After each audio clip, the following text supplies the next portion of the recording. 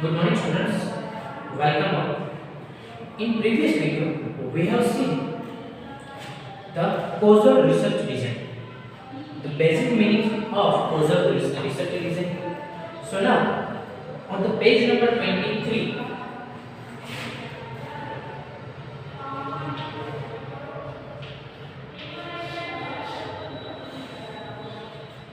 causal research design.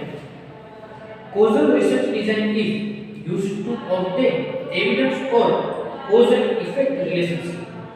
It is research design to obtain evidence from cause and effect. It means in the causal relationship there is mainly a focus on due to one reason, due to one cause, how that effect on other variable. Say for example, if there were two variables, so how one variable, how independent variable will affect on dependent variable. Say for example, as we can take example earlier of advertisement of two-wheeler. So here the advertisement is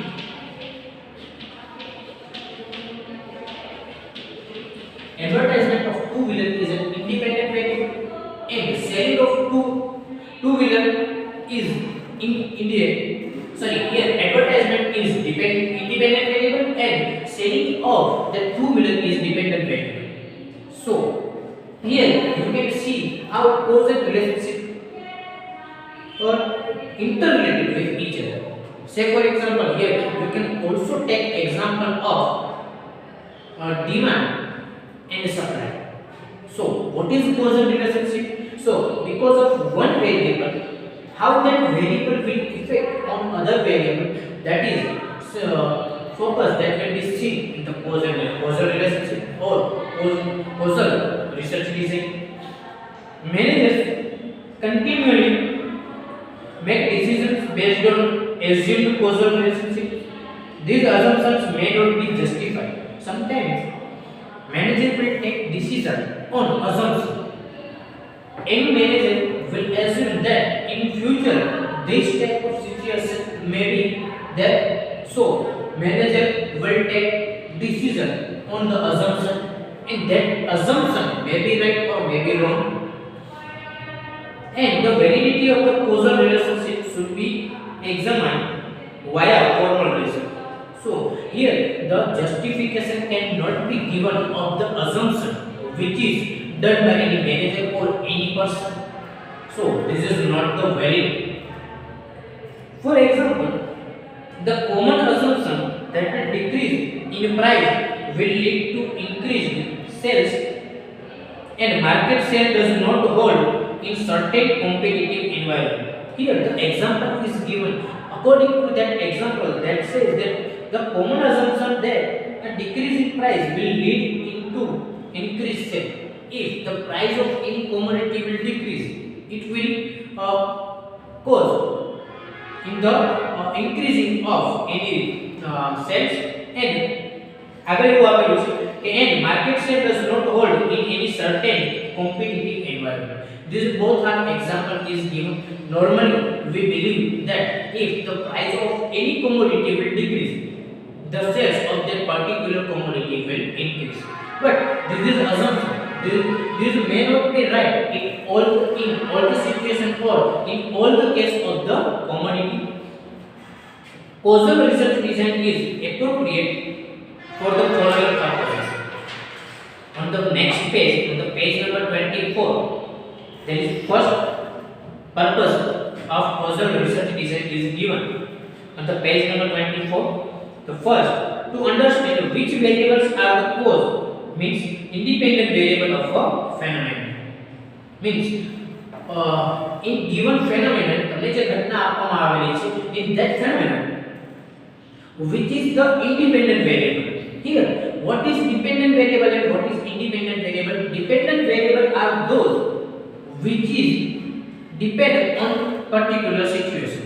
Say for example, if we to experiment on teacher and student is study in the whole classroom will affect on the result of the student or not. Say for example, our research title is study in the classroom will affect on the result of the student or not. So here the teacher is independent variable and the student is dependent variable. Because here the teacher is independent and student is dependent variable, and the all other variables like books, the environment, classroom, the media, these all things are called as extraneous variable. Extraneous variable. So here basically three components are there in the causal relationship. The first is a teacher, which is an independent variable. The second is a student, which is dependent variable, and all other factors which affect in the study, that is called the extraneous variable. To determine the nature of the relationship, the second point is that to determine the nature of the relationship between the causal variable and the effect to be predicted. To determine the nature of relationship between causal, it means what is the nature between two variables, it will be seen in that, and how that nature will affect on cause on the reason of that particular variable. It will be studied in the causal research design. And the last and the most important, that is experimental research.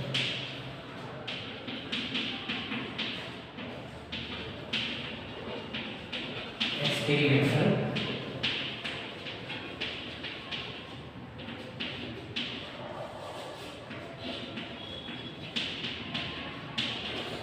On the page number 24, the fourth and the last point of this question is experimental research design. In that, true experimental design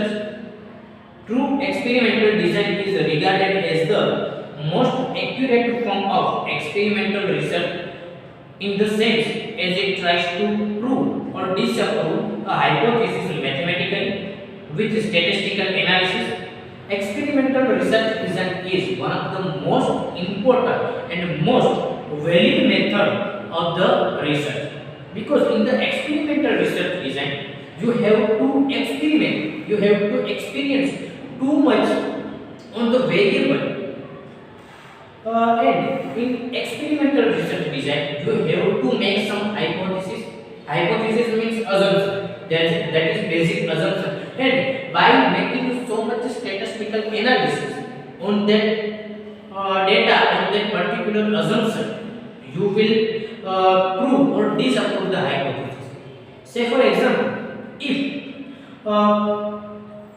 while researching you make some hypothesis, and by making so much statistical analysis you come to know that there is no any effect of dependent variable or independent variable. So this is possible in experimental research. So that's why it is called the most accurate method of the research. This involves the deliberate manipulation of an intervention in order to determine its effect. So in this you have to make manipulation of one factor. Due to manipulation of one factor, you have to see the effect in other. This is the most important method of research design. The next question number 8. Next question is,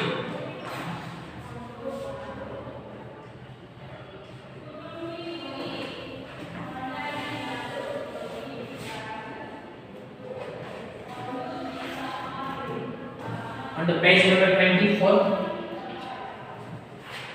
question A. Write a short note on experimental research design.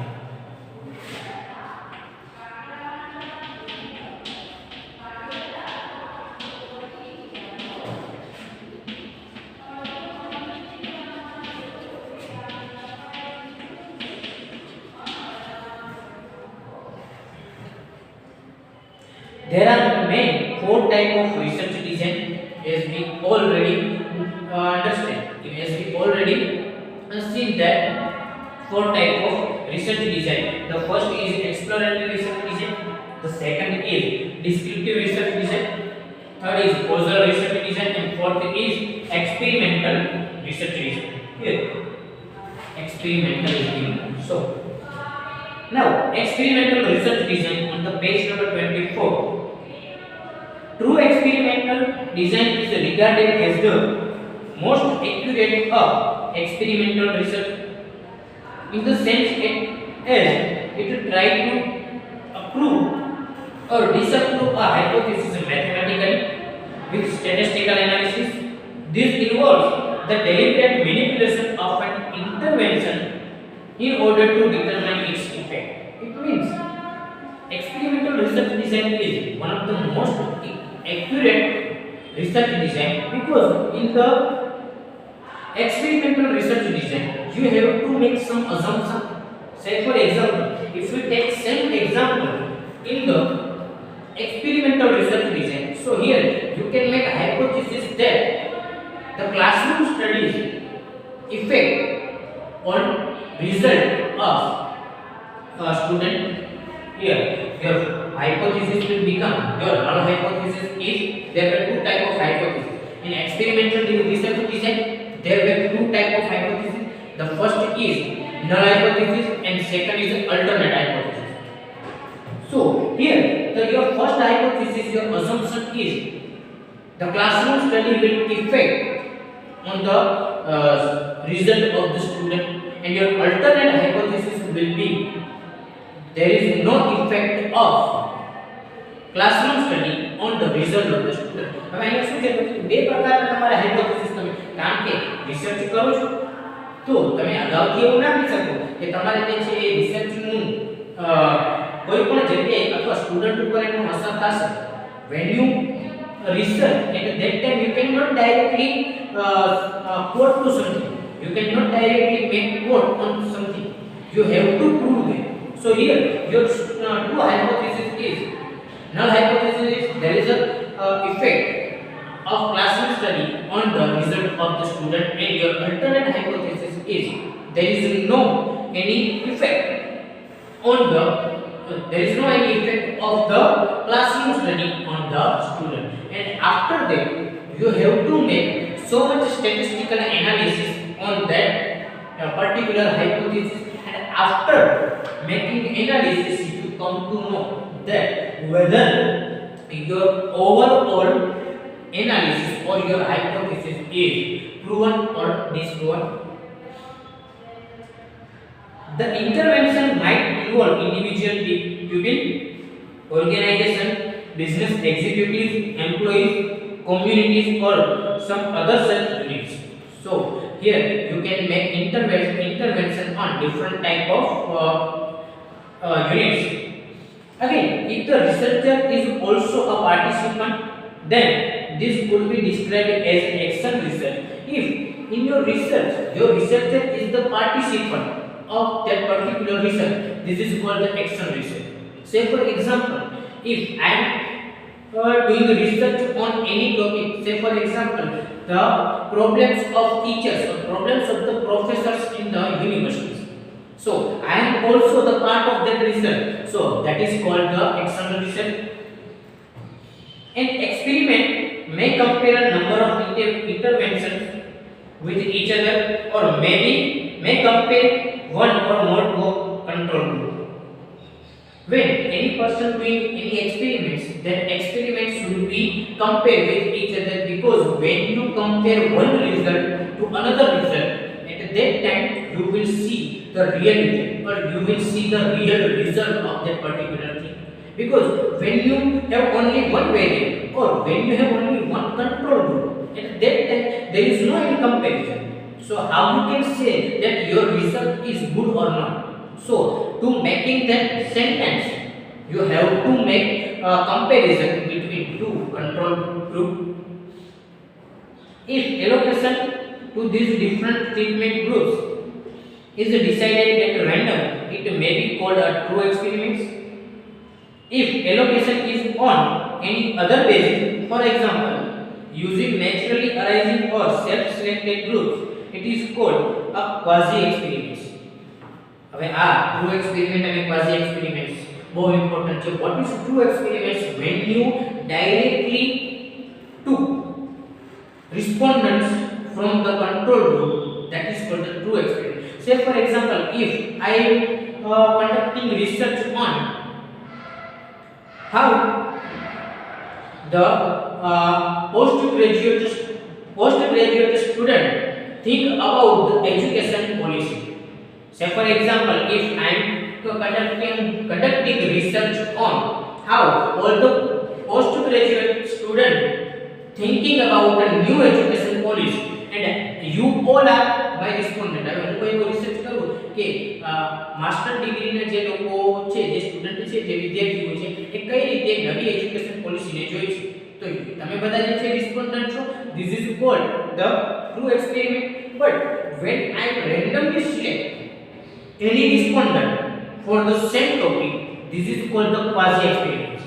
If I will select only from one college or from one place, this is not the right result, because there may be happen that the one place student or one city student of the any particular city think different than other city. કોઈ એક city જે છે, કોઈ એક શહેર છે, આ શહેરના જે લોકો વિચારતા હોય નવી એજ્યુકેશન પોલિસી વિશે, તો એ બીજા વ્યક્તિ એવું ના પણ વિચારતા હોય એવું પણ કરી શકે. So when you directly connect or when you directly take respondent from the control group, that is called the true experiment. And when you not take that respondent from control unit, so it means you will take your respondent randomly, that is called the quasi experiments. For an experiment to be classed as a true experimental design, it must fit into all the following criteria. This criteria is given. The first is the sample group must be assigned randomly. Your sample group must be randomly assigned. The second is there must be a viable control group. This is important. Viable means different. If you will continuously making research on same group, that same group will always give you the same result. But when you want to see the real effect, the real result of any research, at that time you have to take minimum 2 type of group. If I want to study on the thinking of student related to new education policy, at that time I have to take 2 different type of the student unit. મારે જે છે આ research કરવું હોય તો મારે બે અલગ સિટીમાંથી કે બીજે બે અલગ યુનિવર્સિટીમાંથી લેવા પડે. જો હું એક જ જગ્યાએથી કોઈ વિદ્યાર્થીઓનું સિલેક્શન કરીશ, if I will select students from the same university or same place, at that time I will get the same result. This is not right, so there must be a viable group. Only one variable can be manipulated and tested. It is possible to test more than one variable, but such experiments and their statistical analysis tend to be cumbersome and difficult. When you are researching, at that time you have to take one variable and you have to test that one variable. It is possible to take more than one variable, but this is becomes a bit difficult for researcher to analyze all the data of all the variables. The tested subjects must be randomly assigned to either control or experiment. When you test the subject, that particular subject must be assigned to your control group. It means your control group must be aware about the subject of that particular research topic. After that, the importance of experimental research.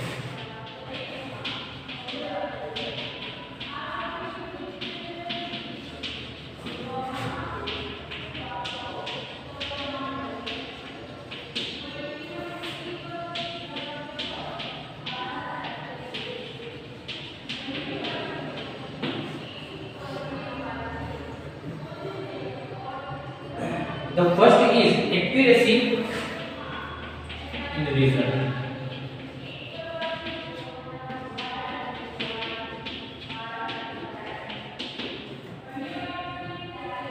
The result of a true experiments design can be statistically analyzed, so there can be little argument about the result. It is also much easier for other researchers to replicate the experiments and validate the result. Because in the experimental research design, all the conclusion in analysis will be on some statistical analysis. So other researchers can also verify their particular data. So this is one of the most accurate result of research design. The second is easy to manipulate.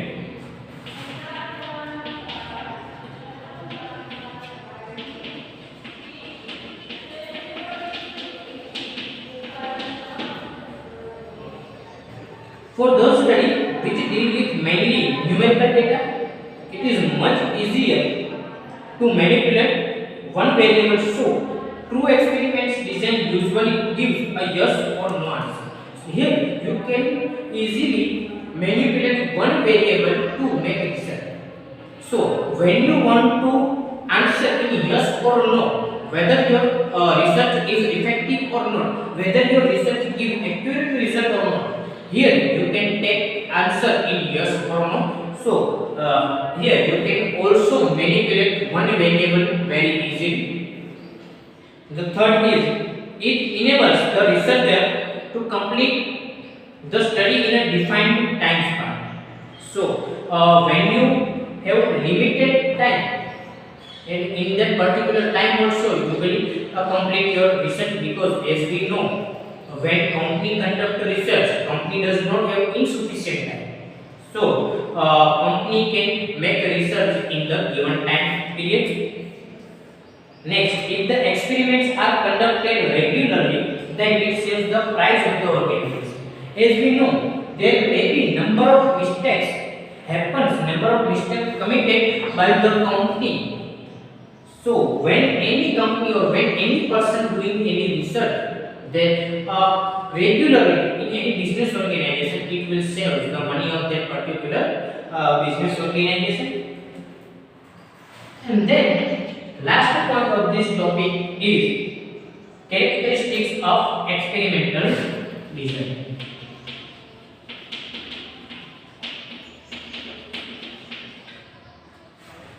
In that, too perfect. These designs can be almost perfect with the condition being under complete control and not being representative of real world condition. For psychologists and behavioral biologists, for example, there can never be any guarantee that a human or living organism will exhibit normal behavior under experimental conditions, because this is one of the most perfect research design. Because as we know, in all the circumstances, in all the conditions, all the human beings will never react the same. When you ask any person one time, their opinion may be different. When you ask the same person for same opinion, there may be possibility that their opinion can be changed. So this is one of the most perfect research design. Why? Because this is research design. This is only research design. In this type of research design, the experience of any variable will be done on some statistical analysis. The next is here. The first is too perfect. The second is too accurate.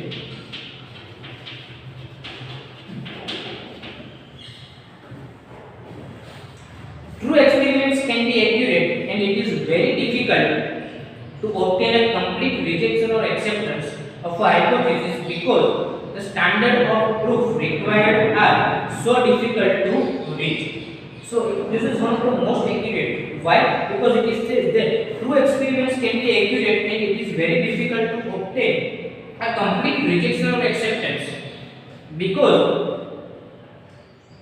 of a hypothesis, because the standard of proof required are so difficult to reach? Because sometimes if you are making any hypothesis, sometimes that hypothesis could not be reached all the time. Because say for example, if you want to study the effect of classroom study on all the students in the world, so practically this is not possible to reach at all the students of the world, or each and every student of the India. ઇન્ડિયાનું એ છોડો, તમે જે છે માનો કે ગુજરાતનું લેવા જાવ તો what each and every student give result after classroom study. So this is also not practically possible to make research on that. So most of the time when you conduct research on experimental basis, this is most of the time very much accurate. The next is too expensive.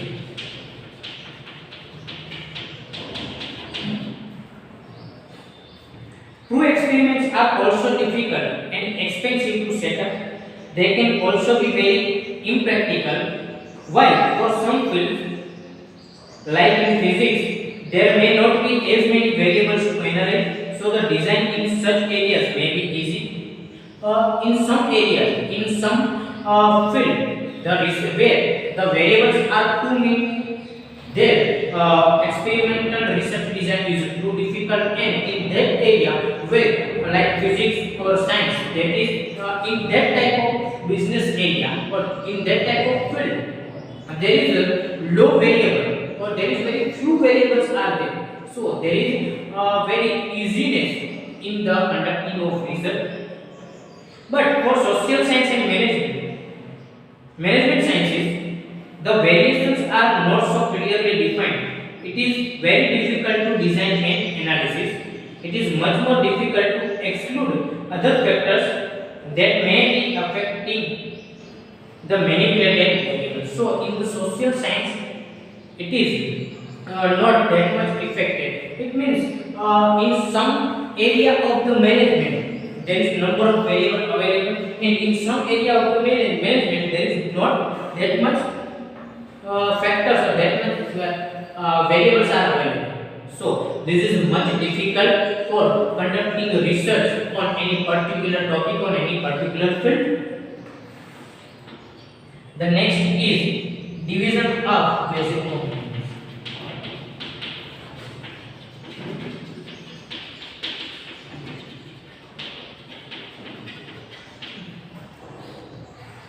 All experiments involve three basic components. In all the experiments, there is three type of basic components. The first is the variable manipulated in an experiment are referred to as the independent variable or test unit. In any business research, in those the manipulated area or manipulated factors are called the independent variable. In this research, students can be manipulated. We see what is the effect of the classroom study on the student. So here the student is independent variable.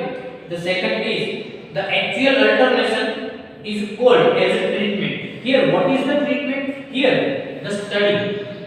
Here the classroom study is our treatment. So this is the second point, that is called the treatment. And the third is the actual variables chosen to measure the subject's response are known as dependent variable. Here the actual measures, that is classroom teaching by the teacher, that is our dependent variables. The result of the treatment is measured on dependent variable, and this result of the treatment are given a variety of names with outcome, observation, effects, etc. Here, as we all discussed, here the dependent variable is student, independent variable is teacher, and study is treatment, or the control group, or you can also say that study is an external variable. So this is all about the experimental research. Here our first chapter is completed. Now in our next video we will start the second chapter. Thank you.